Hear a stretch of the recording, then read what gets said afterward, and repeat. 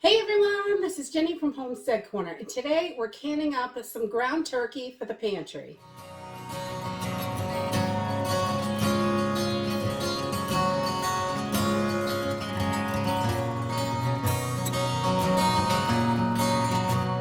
So with the cost of beef being so expensive lately, I am going to can up some ground turkey because they had it on sale and I got 3 pounds for, I think it was $7.75, which isn't the cheapest, but you know, it's a lot cheaper than ground beef right now.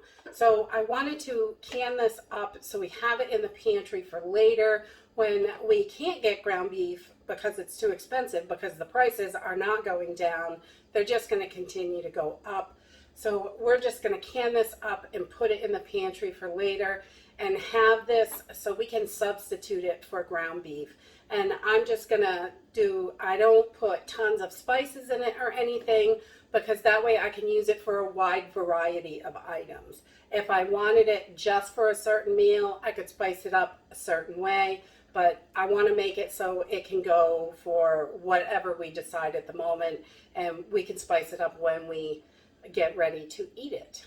So it's really simple. I'm going to use a couple onions and a bell pepper, and I've got about 9 pounds of this ground turkey here.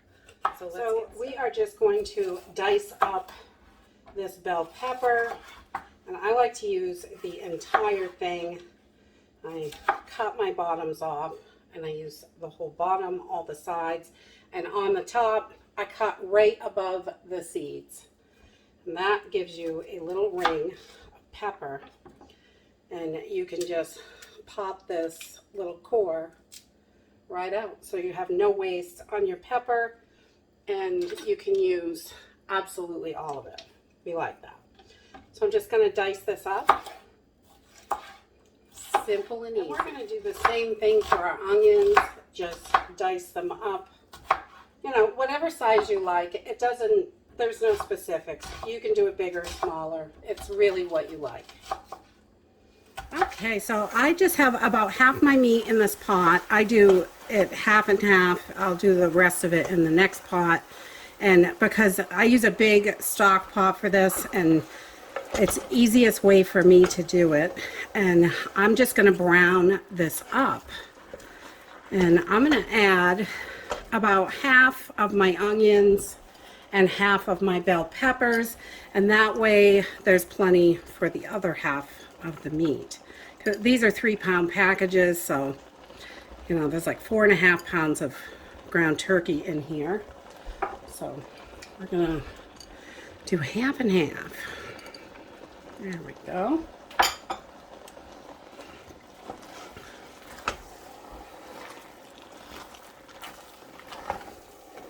And we are just going to brown this up. That's it. Nothing difficult. If you can cook dinner, you can can. Okay, once this starts to brown, I just add a little bit of pepper to it, just to taste. If you don't like pepper, then you know you don't have to do that. But we like it, and it just adds a little bit. I don't go overboard. Some seasonings, different ones are going to react different when you can them. Some of them get really, really strong, and some do not. You can always add more though when you take it to heat it up and make whatever meal you're going to make with it. So once this is all browned, I am going to transfer it to a bowl and get started on the other half of the meat. And this is just about done, so I am going to do that now and get the rest of the meat cooking. Okay, once we have our meat all cooked, and if this isn't 100% cooked, it is okay, because this is going to finish cooking and cook some more in the pressure canner. So what I am going to do now is just start ladling my meat into the jars. And the little juices that were in the pan, I just dump everything right in all together. And I want to fill my jars up to about 1 inch headspace. And I just want to make sure those are they're full, but to this glass, this rim right here. And we're gonna do a couple at a time and get these into the canner because that's how I do it. But this comes out really good, and it is a great, turkey is a super good substitute for beef. Like if you're going to make tacos or something like that, you can definitely, when you pull this off the, excuse me, when you pull this off the shelf, you can throw it in a pan to heat it up, put your taco seasoning in, and it is really good in tacos. We like it for that. We also use it for soups, stews, whatever. Any kind of meal, a casserole, anything we would use beef in, we just go ahead and do that. And it's got a little bit of onions and peppers in there to help give it that some good flavor. We like that. And now I am going to add just about a 1/4 teaspoon of salt. And I use pink Himalayan salt because that is the salt we like. But you just don't want to use iodized salt. Iodized salt is going to make your jars all cloudy, and you really don't want that. So canning salt, sea salt, we've used a whole bunch of different salts, and they all work really well. I have my salt in there. I'm just going to add a little hot water. I brought this up to a boil, and I want to bring this up to that glass rim as well. So I have a 1-inch headspace. And if I was packing this raw, I don't add any liquid to it, but because it is mostly cooked, it's not going to release that much more juices, so I want to add some kind of liquid. You could use chicken broth, you could use beef broth, water, whatever you like. I just use water because if I want this to have a chickeny flavor once I'm done, then I will add some bouillon or something to it, or chicken broth. But I'm just debubbling. You want to make sure you get any bubbles out. And you just don't want to use metal. A wooden skewer works, or I use this old Tupperware peeler. That's my favorite one. It's from like 1970, I think. I think it was made before I was born.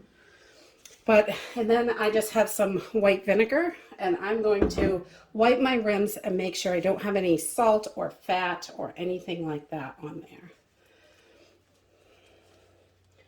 And we just want to make sure we have nice, ooh, those are hot, nice clean rims, because after all this work and all the money you're putting in meat, good Lord, you don't want to have any problems with your seals. So, and I've got my lids in hot water. You don't have to do that, but that's how I was taught, and it works for me, so that's what I do. And then we're going to add some rings. Oh, they're hot. And just finger tight. If you get them too tight, your lids can buckle and they will not seal right. So I just try to use these fingers, and that's it. Not too tight. And sometimes when they come out of the canner, they're loose, and that is okay. And we are going to put these little bad boys right into the canner and keep filling jars. Okay, so once I have all my jars filled, I landed up with 14 pint-sized jars.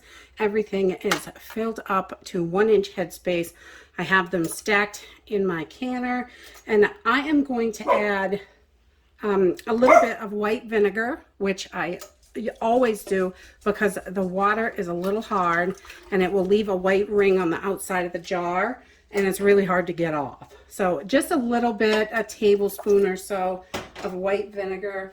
And then because this is an all-American canner, you don't have to do this with your canners with rubber seals, but this is metal to metal, so I just take olive oil on a paper towel and just hit that beveled edge, and I do that every single time I use the canner. That way I know it is going to, I'm going to be able to get the cover off, because it can stick if it's not oiled properly. Okay, so we are just going to get this up to pressure, and any meats that you can, raw pack, cooked, whatever, 75 minutes for meats, in pints, 90 minutes for quarts. And it's always going to be the same. I use 10 pounds of pressure because of my elevation. You just want to make sure you have the right elevation for you. And for wherever you're at, you want to use the right pounds of pressure. So it's either 10 or 15. If you're way up in the mountains, probably 15. But that is it for this part. We're going to bring this up to pressure. Once it hits 10 pounds, we're going to let it steam for 10 minutes, put our weight on, let it get to 10 pounds, and then we start the timer for 75 minutes. And that's the hard stuff. Really, it is. Okay, so once you've got steam coming out, this is coming out for like 10 minutes. You want to make sure you let it steam vent for 10 minutes. That way it gets all those air pockets out and it's filled up really good with steam. And then just add your weight to the right amount of pressure. And we're going to let this come up to 10 pounds. Once it's jiggling good, then we'll start the timer. And that is it for canning. I just pull them out and I leave them on my counter until tomorrow morning. And then I will remove my rings, give them all a good wash, label them, and off to the pantry.